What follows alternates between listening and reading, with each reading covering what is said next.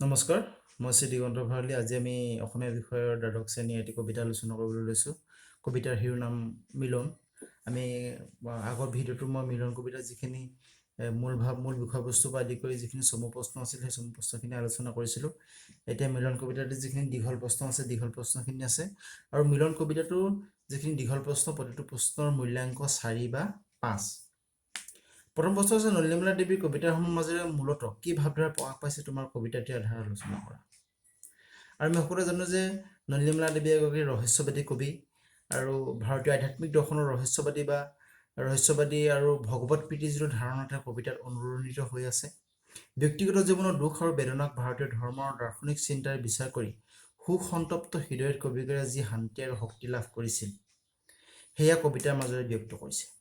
তেওঁ কবিতাবোৰ বেদনাৰে সিক্ত এক সমাহিত ভাৱেৰে পৰিপূৰ্ণ।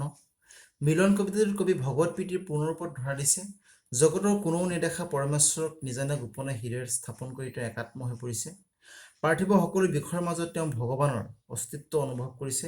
নিশাৰ জোনাকী পোহৰ গধূলি তৰাভৰা আকাশৰ সৌন্দৰ্যৰ সুষমাই কবিৰ ভগৱত প্ৰীতিৰ ধাৰণাক গভীৰ কৰি তুলিছে।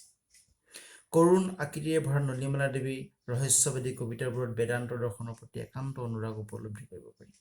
আৰু তেওঁ প্ৰশ্নটো আছিল তেওঁ কবিতাত কি ভাৱধাৰা প্ৰকাশ পাইছে। আৰু নলিনীবালা দেৱীৰ কবিতাত যিটো আধ্যাত্মিকতাবাদ বা ৰহস্যবাদী আৰু তাৰ উপৰি যিটো ভগৱত প্ৰীতিৰ যিটো ধাৰণা, সেই ধাৰণাটো স্পষ্ট ৰূপত ফুটি উঠা আমি দেখিবলৈ পাইছোঁ।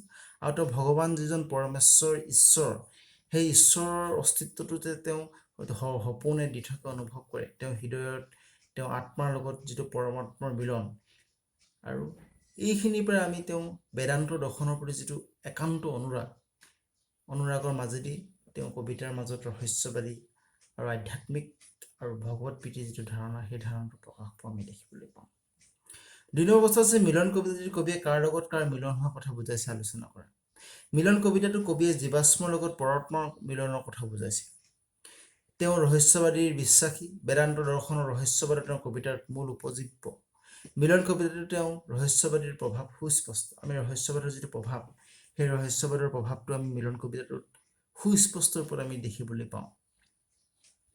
কবিয়ে বিশ্বত সকলোৱে মৰ্ত্যলোকত বিচাৰি নোপোৱা পৰমেশ্বৰক গোপনে নিজৰ হৃদয়ত ধাৰণা কৰিছে। পৰমাত্মাৰ পৰা বিস্ফোৰিত কবি এটি জীৱাত্মা। পৰমাত্মাৰ নিৰখত 10,000 বন্দিত্ব মানি ললেও পৰমাত্মাৰ সৈতে বিলীন হোৱাৰ চিৰ আকাংক্ষাৰ বাবেই আত্মাই প্ৰতি সময়ত পৰমাত্মাৰ সান্নিধ্য বিচাৰে।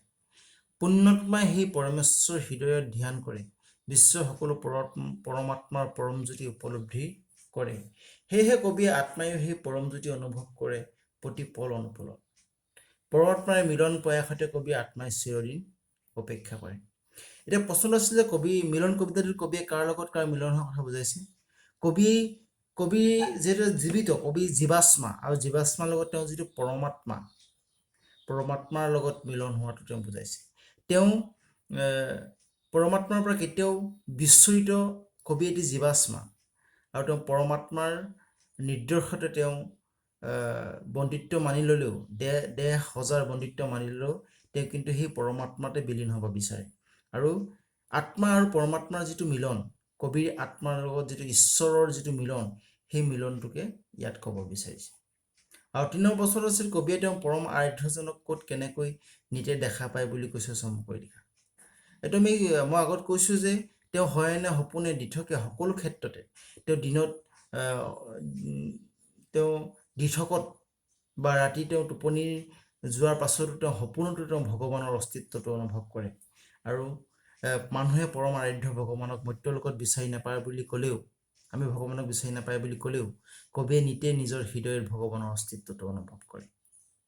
আৰু সৃষ্টিৰ প্ৰতিটো বিষয়ৰ মাজতে তেওঁ পৰম আৰাধ্য ভগৱানক দেখিবলৈ পায়। মনৰ চকুৱে তেওঁ পৰম আৰাধ্য ভগৱানক নিতে দেখে। নিশা উজলি থকা জোনাকী উজ্জ্বল পোহৰ আকাশত তৰা ৰাখি গধূলি ম্লান আন্ধাৰ আদিৰ মাজত ভগৱানে তেওঁক দেখা দিয়ে। পাৰ্থিৱ সকলো সুষমাতে ভগৱান থাকে। দুভাগ ৰাতি টোপনিত অচেতন হৈ থাকোঁতেও সপোনৰ কুহেলিকাত পৰম আৰাধ্যজনে কবিক দেখা দিয়ে। পুৱা হৈ উঠি বাহিৰৰ নিয়ৰসিক্ত পৃথিৱীৰ সাম্যৰূপত কবিয়ে দেখা পায় ভগৱানক।